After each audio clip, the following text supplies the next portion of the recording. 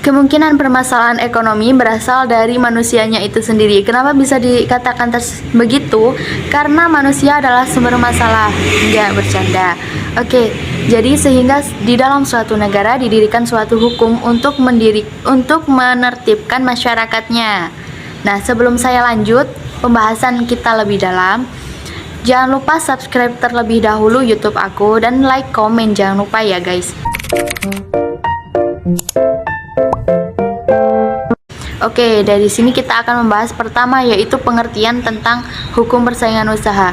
Apa sih hukum persaingan usaha? Pengertiannya yaitu merupakan suatu peraturan yang mengikat pelaku usaha itu sendiri agar tidak terjadi hal-hal yang tidak diinginkan ketika melakukan kegiatan usaha dan tidak terjadi hal yang merugikan pengusaha lain. Jadi sama-sama hidup dalam ketentraman, netral gitu ya. Kemudian yang selanjutnya kita bahas ada landasan persaingan pasar sempurna. Yang pertama, peraturan di sini dalam persaingan sempurna juga terdapat peraturan. Yang pertama yaitu pelaku usaha tidak bisa menentukan harga secara sepihak. Jadi harga harus disepakati oleh semua pelaku usaha. Apabila ada harga yang melenceng dari harga yang telah disepakati oleh umum, maka pelaku usaha ini yang satu akan disisihkan, otomatis akan tersisihkan. Kemudian yang kedua yaitu barang atau jasa yang dihasilkan oleh pelaku usaha berhak keluar masuk pasar. Jadi mereka setelah memproduksi barang atau jasa, mereka bebas dalam melakukan usahanya gitu. Yang ketiga yaitu pelaku usaha bebas keluar masuk pasar. Otomatis pelaku usahanya berhak dong keluar masuk pasar, karena kalau tidak ada pelaku usaha maka tidak ada barang dan jasa yang diproduksi. Kemudian yang keempat yaitu konsumen dan pelaku usaha berhak mendapatkan informasi yang secara lengkap tentang pasar. Karena apabila mereka mendapatkan informasi yang secara lengkap, mereka dapat bersaing dengan sehat. Kemudian yang selanjutnya pembahasan yaitu asas hukum persaingan usaha. Asas hukum persaingan usaha yang pertama ada asas demokrasi ekonomi, yang kedua ada asas keseimbangan, yang ketiga ada asas kekeluargaan. Yang pertama kita bahas tentang asas demokrasi ekonomi. Di sini asas demokrasi ekonomi diatur dalam pasal 2 Undang-Undang Persaingan Usaha yang berbunyi, pelaku usaha di Indonesia dalam menjalankan kegiatan usahanya berasaskan demokrasi ekonomi dengan memperhatikan keseimbangan antar kepentingan usaha, kepentingan pelaku usaha, dan kepentingan umum.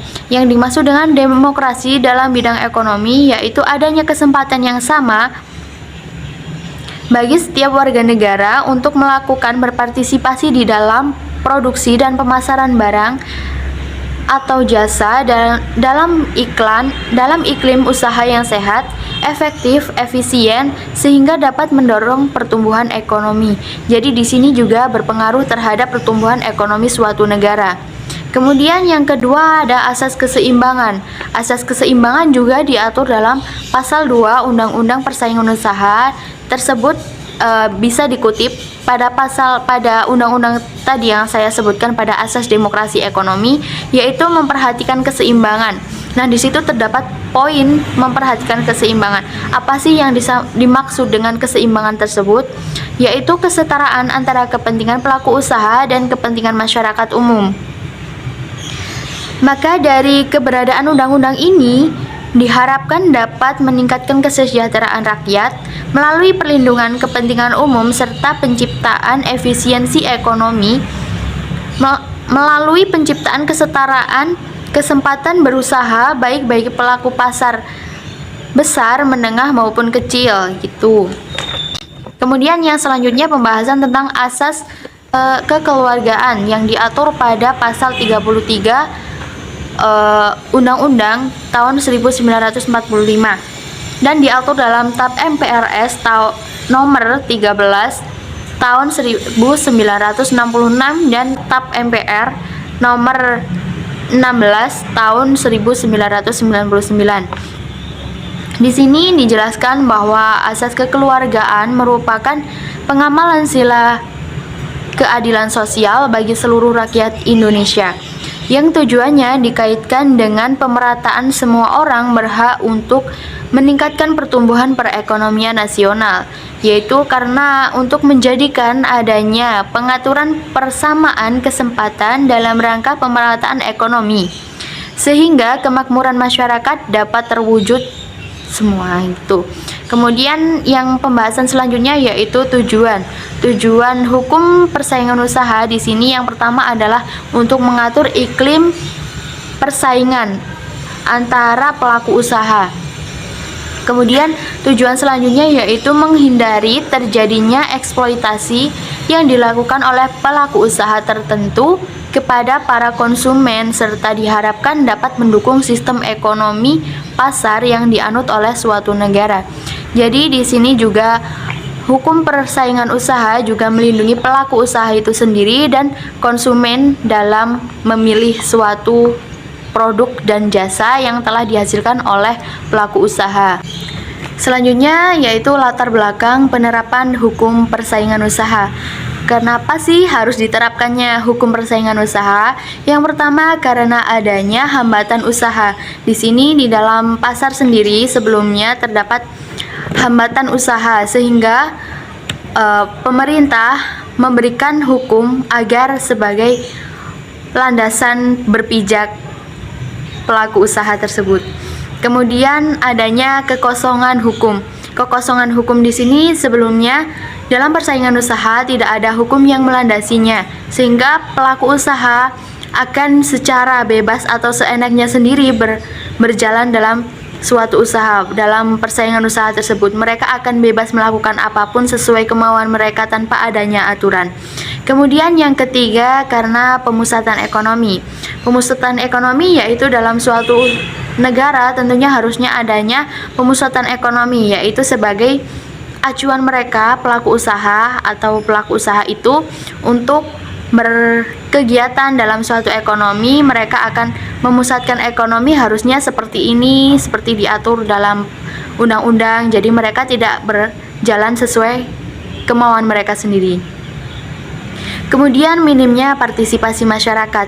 Nah, sebelum adanya hukum, partisipasi masyarakat ini sangat rendah. Kenapa? Karena mereka mau bergerak maju itu ragu-ragu karena tidak ada yang melindungi mereka, tidak ada yang membentengi mereka untuk bergerak dalam suatu usaha.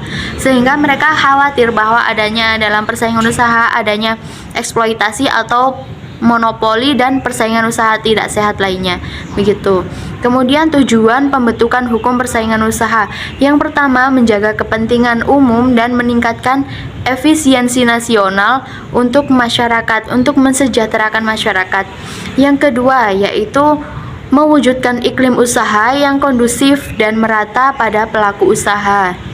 Jadi iklim juga dalam persaingan usaha juga diperlukan karena jika tidak ada iklimnya tersebut, maka mereka akan kebingungan apa yang harus diolah pada saat usaha tersebut. Jadi mereka akan kesulitan. Kemudian yang ketiga, mencegah praktek monopoli dan persaingan tidak sehat. Nah, seperti yang saya jelaskan tadi bahwa adanya eksploitasi atau persaingan usaha tidak sehat lainnya akan tercegah karena mereka takut adanya hukum begitu. Yang keempat, terciptanya efektivitas dan efisiensi kegiatan usaha. Karena adanya hukum, mereka secara tidak langsung akan mengikuti peraturan hukum untuk berjalan dalam persaingan usaha, sehingga terciptanya efektivitas dan efisiensi kegiatan usaha tersebut yang mereka lakukan. Kemudian manfaat hukum persaingan usaha bagi pelaku usaha. Yang pertama yaitu efisiensi sumber daya alam. Efisiensi sumber daya alam juga berguna bagi pelaku usaha karena mereka dapat dengan mudah mencari sumber daya alam yang mereka butuhkan sehingga dapat dibagi dengan pengusaha-pengusaha lain. Yang kedua yaitu inovasi.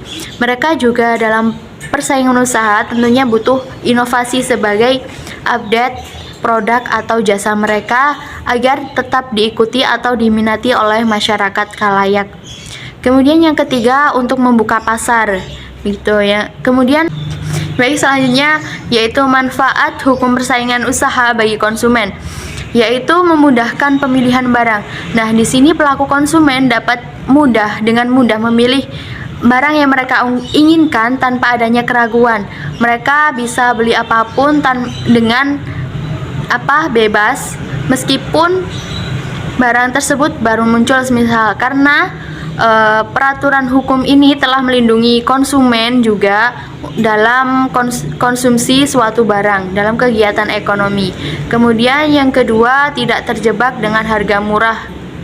Nah, di sini yang dimaksud dengan harga murah dengan kualitas yang buruk sekali. Namun dalam harga murah biasanya juga terdapat harga murah juga terdapat barang yang bagus. Namun di sini juga membawa kualitas. Harga murah juga membawa kualitas. Dan harga mahal juga pun harus mendapatkan kualitas yang lebih bagus lebihnya. Bukan berarti kayak penipuan seperti harga mahal namun kualitasnya buruk. Nah, itu termasuk penipuan atau persaingan usaha yang tidak sehat, biasanya dieksploitasi. Kemudian yang ketiga yaitu kualitas sesuai harga, seperti yang saya jelaskan sebelumnya, yaitu harga membawa kualitas. Jadi selama ini konsumen itu selalu menginginkan barang harga murah namun dengan kualitas yang bagus. Namun pada umumnya tentunya harga murah akan mendapatkan kualitas sama dengan harga yang mereka dapatkan. Sedangkan dengan harga mahal harusnya mereka juga mendapatkan kualitas yang lebih bagus daripada harga murah dengan kualitas yang bagus tersebut. Kemudian ada lembaga dalam suatu negara yang mengatur hukum persaingan usaha. Dalam persaingan usaha tersebut, pengawas seperti yang pertama yaitu ada KPPU atau Komisi Pengawas Persaingan Usaha, merupakan lembaga independen yang mengawasi pelaksanaan UU Nomor 5 Tahun 1999 yang bertanggung jawab kepada Presiden.